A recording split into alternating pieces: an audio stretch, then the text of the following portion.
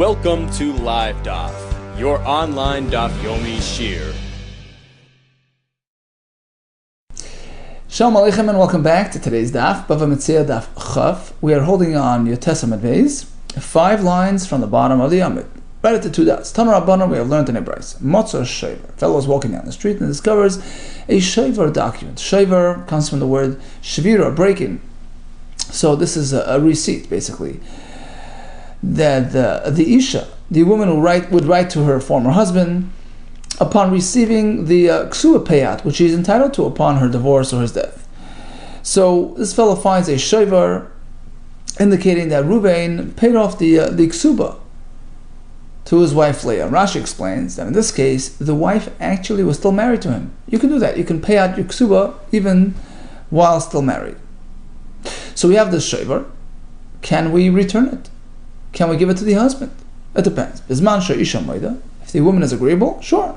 Return it to the husband. But if she's not agreeable, don't return it to anybody. Now, at any rate, we just learned that if the Isha is okay with it, give it back to the husband. How? Why? Let's be concerned.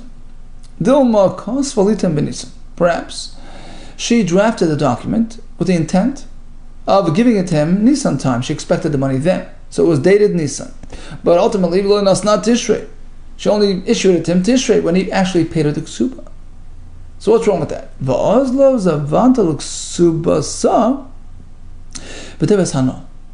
And she went and she sold the rights to collecting her Ksuba. You can do that. It's like selling a lottery, because the fellow is pretty much taking a chance. He's paying her a token amount on the chance that she gets divorced or widowed, and she deserves that Ksuba payout. He'll get it instead of her.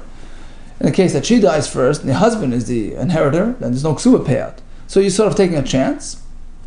That's called Toivas Hana. So she can sell that Ksuba. Min Nisan ra Tishrei. So between Nisan and Tishrei, she sold the Ksuba. And the buyer now is entitled to the Ksuba payout if and when it comes. And what happens now?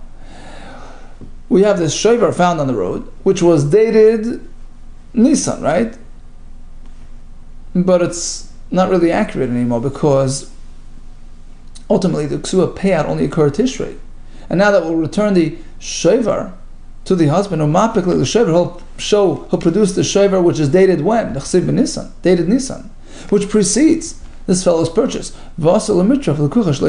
And he'll go and retake. Rashi says, let's say there was a certain field which was earmarked for the Ksua payout, the husband will retake it and reject the lekeach, the buyer, because I'm first. Look, the Ksua was paid off already, Nisan, before you entered in this deal with my wife, which obviously shleikadin, it's unjustified, because truthfully the Ksua payout only occurred Tishrei. No, we can learn from this halacha. In fact, we're not concerned about this. Isel the Shmuel, we hold of Shmuel. Suppose Shimon borrowed money from Reuben. Reuben has a shtar chayv, and Reuben now sells the rights to collect that loan. He sells the shtar chayv to Levi. And Reuben goes ahead and behind Levi's back forgives Shimon the loan. You can do that. Machal. Even Reuben's Yerish, who inherits that debt, is still considered the actual claimer, the owner of that claim, even though he sold the rights to collect that claim, but he is still the author of that claim. He's still the baal of that claim, and he can be meichel. So therefore, pertaining to our sugi, even if she would have sold the ksuba, and only later did the husband pay it off, still she can just forgive him.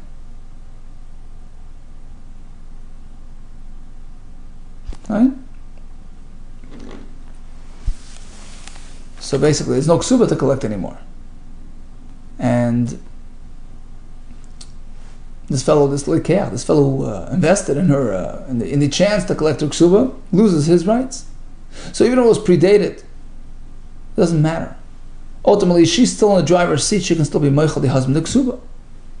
Abai says no. Even if we don't follow Shmuel's chiddush, once it's sold, it's out of your hands. Even if we go with that approach, we don't hold of Shmuel.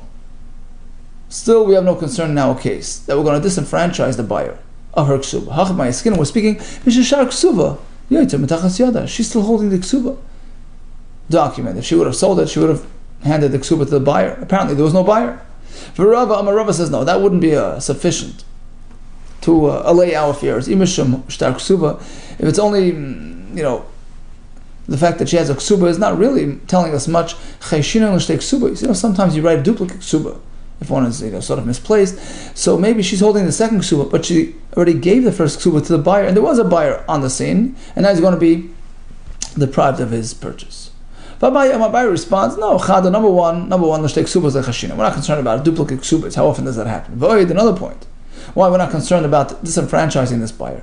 Shayver bezmanei torif. Ultimately, when she hands the husband the receipt, let's say Tishrei, fine, but it's still going to be activated retroactively from Nisan. Why? Abai l'tamei, because Abai, who just presented this point, follows his respective opinion. The Amar who told us a while ago, when you have Eidim in a shtar, in this case the Eidim on the Shover, they grant the eventual holder of that document rights from the moment of signature. So basically it happens retroactively.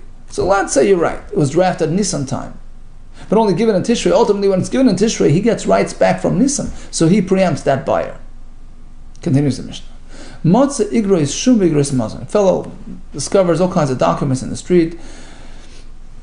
Igroi Shum, Rashi says, is a note, a document which Bezdin declares that they assessed the properties of the loiva who defaulted on his loan, and they granted it to the malva. Igreis Mazain is another document where a person committed to supporting his stepdaughter. If a woman goes through chalitza, she gets a shtar. If she goes through mi'un, this is a girl underage, she's under bas mitzvah, and she can just walk away from a marriage which was arranged by her mother or brother. So she gets a shtar to declare that. V'shtari beirudim, which the Gemara will explain. V'chol ma'aseh bezdin, all types of formal bezdin documents. You find them, hariziyach, just return it. But you found the document inside some sort of case, which the Gemara will describe, or tachar shashtaris, or yagudah shashtaris, all kinds of bundles of documents. Hariziyach, you can return it. V'kam agudah shashtaris, what is considered an agudah? At least three. Shloisha kshurin zebezeh, three tied to each other. Rabban Shimon Eimer, echad alevi mishleisha. Let's say those three loan documents are all under the same borrower. Borrowing from Reuven, that's one document. The second document he borrowed from Shimon. The third is from Levi. So now we know that they fell from the hands of the borrower, right? Reuven, the borrower, is the one that was holding on to all three. Don't give it back to the lenders. Yashal Levi. Shloisha Levi echad. But if it's the other way around, all three documents are coming from the same lender. I lent Reuven, I lent Shimon, I lent Levi. So in this case, it fell out of his hands, right? What are the chances of all these three documents falling from three different people? So chances are, Yashal Malva, it belongs to the Malva, and he takes possession. Finally, a person discovers some sort of shtar chayiv amongst his documents, and he's not sure how he got it. He's not sure where it's coming from. Was it given to him by the loiva, by the malva, maybe a third party, because it was partially paid up? He doesn't know. You leave it until the now he comes, and then you figure it out. If a person finds, amongst his documents, he finds simpoin. Simpoin again is like a shover, it's like a lashon of breaking. So basically, a proof of payment on one of his loan documents. Yasa mashab simpoinus. So he follows whatever it's there, mashab simpoinus, and he accepts it as fact. And in fact, the loan that's indicated in this receipt has been paid off. And the chiddush is, even though typically when you pay off a loan, you get back the loan document. So if I'm a lender, why am I holding my loan document? True, I have a receipt next to it, but so the point is, Rashi says, maybe the fellow paid me off and paid me up, and he delayed in picking up his receipt. So I have my receipt together with my old loan document, which has been paid up already, and therefore I have to treat it as paid up. My shtori berurin. What exactly is that? Here in Bava they interpreted shtori tanasa. So where they record the claims of the both litigants. So we have them recorded. That's called shtori berurin. Rabbi Yehuda Amar, it's actually a more simple type of a listing of names. So basically, when you have two litigants, two disputants in the bezdin, each one has a right to choose one dayan, and then those two dayanim pick a third one. We want to remember exactly who chose who. So we have this shtar beirurin. V'chol ma'aseh bezdin harizeh yachsa. Continues on with a story which we actually had a couple of days ago. Hu Gita, there was a certain get, the Ishtakach Beidin de Rav Huna, which was found in a busy place, Rav Huna's Bezdin. And the fellow was standing by and he said, actually, I'm a messenger to deliver this get. It fell from me. It had a name of a husband in there, coming from this town, Shvira Masa al Chis Nahara. Amar Rav Huna Chayshinon Lishnei Shviri. Although in this specific town, we know of no other person with the same name, but maybe there's another town with the same name. Over there we have another person that happens to have the same name, so perhaps it belonged to that person from the other town. Amalei Rav Chizda l'Rabba. So Rav Chizda, who was sitting there, told Rabba, who was also a Talmud of Rav Huna, Puk Ayin Ba, go, look into this matter, look through the sources of halacha, l'urta, boila, Rav Huna Menach, because tonight Rav Huna is going to come ask you how to deal with this case. Nafak dak v'askach, he went out and investigated, he found a Mishnah. This is not our Mishnah. Kol ma'aseh bezdin, or is it yachsev? It's a confirmed formal bezdin document, return it, no problem. Bottom line, since we have no confirmation of another person with the same name, we don't have to speculate. Amli Rav Amram l'Rabba. So Rav Amram turned to Rabba. How could you compare to our Mishnah? Hechi pashat mari surim amayna. How can you compare a case of a get which involves an ishes ish? It was a question of isser. If we're going to give it to her and assume that it's hers, you're going to learn that from the halacha in the Mishnah, which describes a monetary document, a financial document. So perhaps isser is more severe, and you can't just take chances. Omalei, he responded with a very sharp response. Tarda. Rashi says meshuamam. Not very some description that has to do with being deranged or lazy. Not very complimentary. She said basically, what do you mean? Of course I have a right to compare the two cases. Take a look at the Mishnah again. Amongst the documents listed, we have Isser related documents. Shtarei chalitza mi'unin, terminate marriages, etc. Of course, they're Isser related. And still we see that you find it, return it.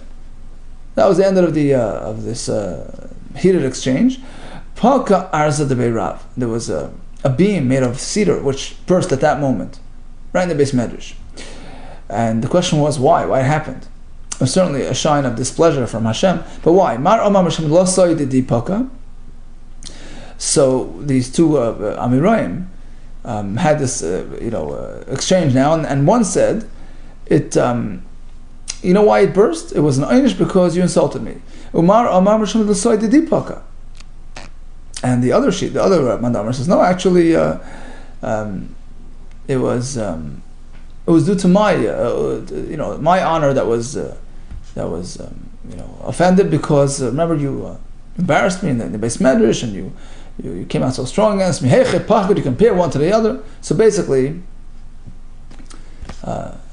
whatever it was some sort of show of displeasure from Hashem, either because of the name that he called him or because of the fact that he challenged them in the open like that in the Beis Medrash. My chafisa, he found the star in a chafisa. What is that? Omerabba bar chana. Chemes tan, a small leather pouch. Ma'ad luskama, which was the next item in the Mishnah. Omerabba bar shmuel. Talika desavi, some sort of pouch which older people used to put in their items. Ta'achrich shel shtoros, yagudah shel shtoros. Tan rabbanon kamahu ta'achrich shel shtoros. How much constitutes a bundle of documents? Shloisha kruchans abezeh, 3 wrapped, rolled together. V'kami yagudah shel shtoros. What is that? Shloisha kshurish abezeh, 3 shtoros tied to each other with some sort of rope. Shamas minok kesher siman. How do we return it? Apparently because the owner will come and describe to us exactly how that thing is knotted, and that provides a sign of ownership, which is interesting because it's controversial. We're going to see in the next paragraph whether that's sufficient for a simon. So how can you allow him to return it based on the kesher? Tani Rabbi Chia says that we're not speaking about any knots or strings. Rabbi Chia learned like this: Shloisha kruchen zebezeh. Agudah shel shtaros is not tied together, wrapped together. 3 shtaros wrapped together. Yachi hanu tachrach. That's exactly the first case. Tachrach shel shtaros is also a bundle, a wrapping of shtaros. Says the more difference is like this: Tachrich means kol chad v'chad b'rosh t'chavrei. In the tachrich we have, let's say 3, but they're not actually rolled together. You have one rolled up, and the other one sort of tucked into this one, and the third one is tucked into this one. So they're sort of like, head to head, or I should say head to tail. That's the tachrach. Aguda means the romo adot yukruchais. Aguda means they're wrapped together straightforwardly, meaning you have three sort of one on top of the other, and they're just rolled together. Says the Gemara, ucheruchais my machrus. Okay, this fellow finds kruchais. How is he going to announce it? Well, what's he going to say that he found? A minion. Okay, he's going to say that he found three documents, and you tell me exactly how they were rolled up, right? Says the Gemara, okay, if that's the case, my irit tlasa. So why does it have to be three? I feel a train nami. You can also announce two. Because look, I found a couple, and I found shtarais, right, which is plural. You'll tell me exactly how they were lying. Elo kadamar avina tiva machros. Rather, the correct way of calling out for the aveda is, I found documents, right? Right, again, the point is if he's giving out the number right away, so two can work as well. He can say, I found two, and you tell me how it was situated. So the answer is no. He's not going to give away the number either. He's going to allow the potential owner to come and prove that, right? To present the number as a sign of ownership. Tiva machros. All he says is the item. Describes the item. I found documents. So actually the word tiva means coins, right? So there Ravina is talking about the fellow found coins. He doesn't divulge which coin, doesn't identify which one, just says coins. He says, well, the correct way of announcing it is, I found documents. Now, you come along and tell me how many, you tell me how it was wrapped. So this only works by three, because if it's only two, then once I say I found documents, it means two, right? Minimum plural is two, so that's not going to really show much if you come and say two. So it only works starting from three.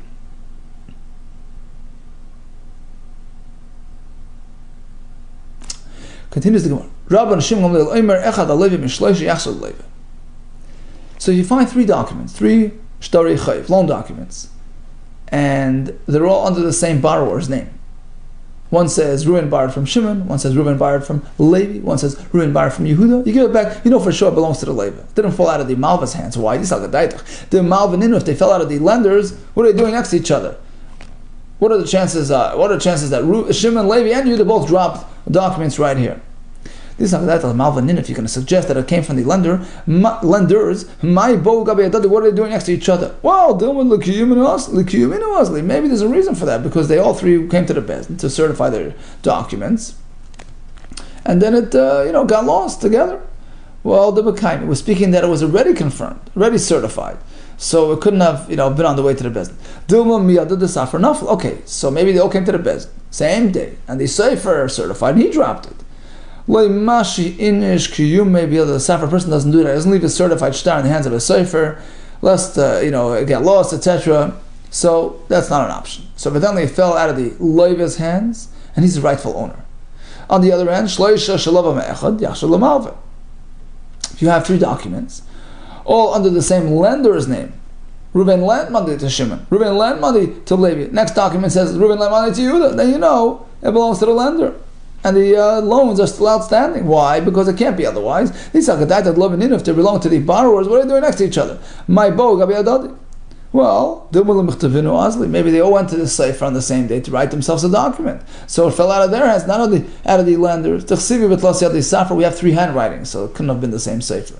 Maybe it belonged to the three borrowers. And they went on the way to the Bezdin to certify it. Well, they don't certify it. The Malva does that. Malva Mekayim Shtari. Typically the lender tries to certify it. The Levi is not in the business of certifying his loan documents. So that's not an option. And finally, so as we said, a simpan is that receipt indicating proof of payment. So a fellow finds a simpan, he's got to treat it as real. Listen to this. If a lender discovers a receipt on one of his loans that he lent to others, and he finds a receipt amongst his documents, even though it's in his handwriting, don't treat it as legitimate. It's like he's playing around, because meaning it has no legal value, because a shaver, if it's not sitting in the hands of the borrower, it's worthless. Now, it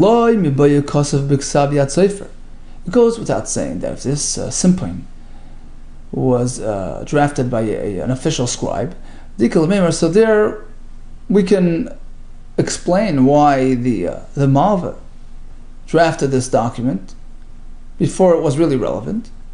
Safar Isram Levi Kosov. He happened to bump into a cipher, and he saw it as an opportunity to draft this receipt. But of course, it wasn't yet issued. It's not yet been activated.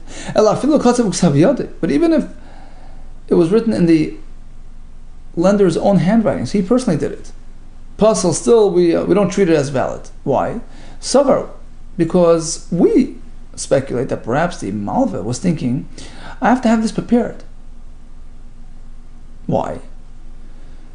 Perhaps my borrower might show up a minute to Shabbos, and he's gonna pay me up, and he's not gonna want to give me the money without a receipt. If not, if I don't issue him the receipt, he won't give me the money. So I want to anticipate that. I want to plan ahead. So I'm going to prepare myself a receipt, so that when he delivers the money, I'll have the receipt at the ready.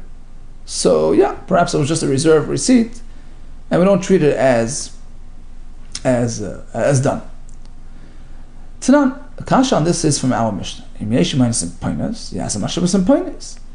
So the Mishnah clearly indicates otherwise, that if a lender discovers a simpoin, he has to adhere to what the simpoin is saying, that it's been paid up. So Rav Safra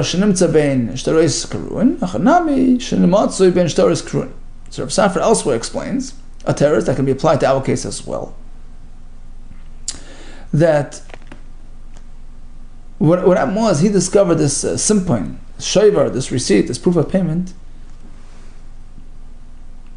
amongst his torn documents. So typically when a shtar has been paid up, you tear it up, right? So he has a shayvar together with his torn documents, and this shtar, the shayvar is intact, not torn. So that's an indication that in fact the loan had been paid up and the shayvar is real.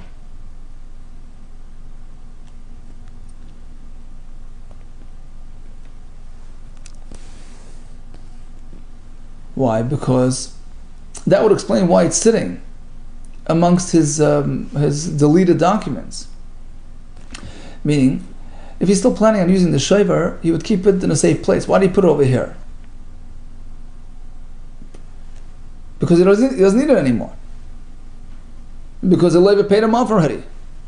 And this was a shayvar to indicate proof of payment. It so happens to be the labor forgot it, he left it behind, so fine. So he threw it together with his amongst his unneeded documents. So that's indication to us that in fact this shayvar, this simpoin, is reflective of a real payout.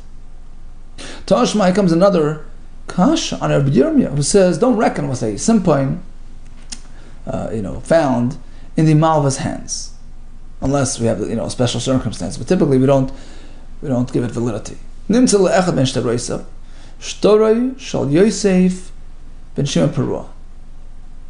So basically, you have two people in town with the name Yosef ben Shimon, and we have a fellow who lent both people money, and he has a receipt amongst his documents. He has a little paper saying that Yosef ben Shimon paid me up. Shtoroi shal Yosef ben Shimon Perua. So that's it. He's out on both of them. He can't collect from anyone. He doesn't know which Yosef ben Shimon paid him up.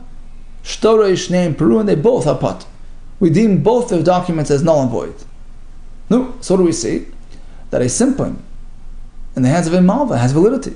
Well, Kadam Rav Safra, just as Rav Safra explains later, Shenimtza ben Shtaris Kruin, Achanami, Shenimtza ben Shtaris Kruin, like we said before, it's amongst his deleted documents, which indicates that, in fact, the event took place, it's been paid off. Tashmai comes another right, another kash. Shvuah shle pakadnu ab. Halacha is that if a lender passes away and his kids want to collect from the kids of the leiva, they have to make a shvuah. Shvuah shle pakadnu ab. We swear that our father never instructed us that this loan has been paid off. Vishalei amalu lanu abba, and he never told us, when he was still healthy, he never told it to us. V'shlei matzanu We promised that we never found any receipts, any indication amongst his document that this document has been paid off. Bottom line, if they would have a shaver, even though they're the malva, we have to deem it as real. Amar Rav Safra, oh, here comes Rav Safra's teretz. Right? This was the Shenimtza ben Shtoros Kurun. We found it amongst the torn documents, again, which indicates that it's a past event, it's been paid off. Thu May comes another kasha. We have a brisa, simpoin sheishal of Edom. You have the simpoin document with Edom signed on it. Iskay b'chaysamav. We certify. That's typically what Iskay b'chaysamav means. We certify, we authenticate the Edom, and then we treat it as a real document, and we go with it. No, where's the document? Sitting in the hands of the malva. Right?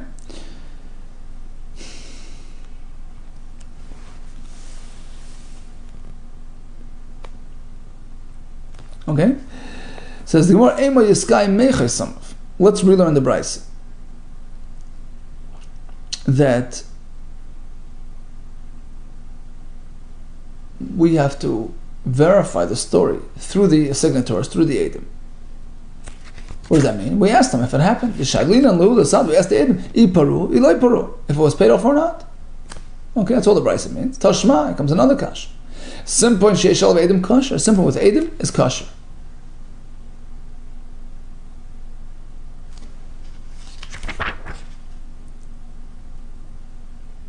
Right? So even if the malva is yelling and screaming, no, it wasn't paid off, we treat it as fact. So the Gemara, my Edom Edekim.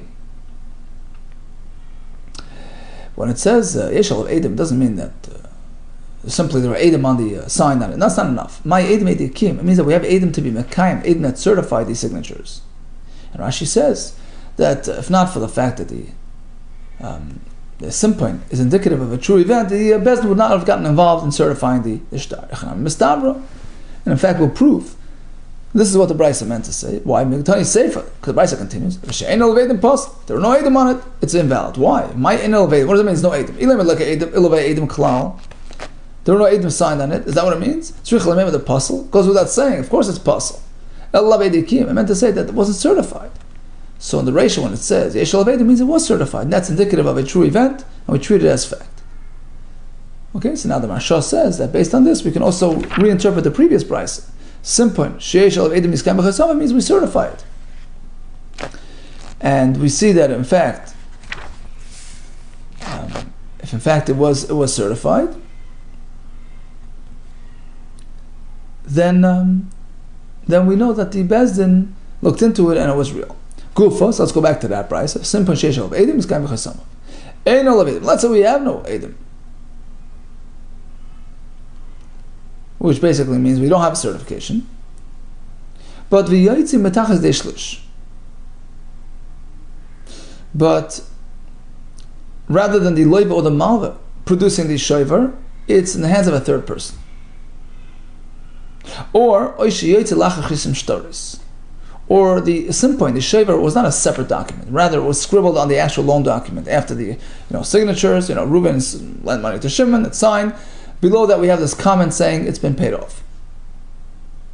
Kasha. In both cases, we say that it's kasha. We accept it as fact. Why? The more explains. When it's in the hands of a third party, he's believed the hayim name shlish because the malva,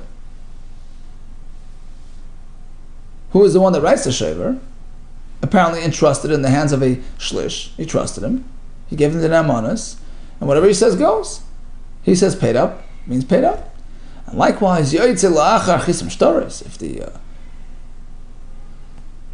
payout statement is indicated on the actual loan document below the signatures, nami, there as well we take it as fact. He loved the para because if not for the fact that it was paid off, lo you have a moral of the story. Nobody in his right mind would go scribble that on his loan document. The lender certainly wouldn't do that. So the fact that it's actually a sort of a comment on his actual shtachoy indicates that in fact it happens, and we treat it as fact. Okay, so in summary, we started with a shaver of Ksuva which was found, and we explained why we're not concerned about predating. We had Rava's Pshat and Abaya's Pshat. We have a Mishnah with many, many documents that were found. Hareze Yachsa, they can be returned. We went through them one by one, and how they're wrapped with each other, and how the simon is. We discussed halacha the simpoin, when we take it as fact, and when we question it. Hadran Loch Shnayim Oichsen, all the best to you, and Atzlacha Rabbah.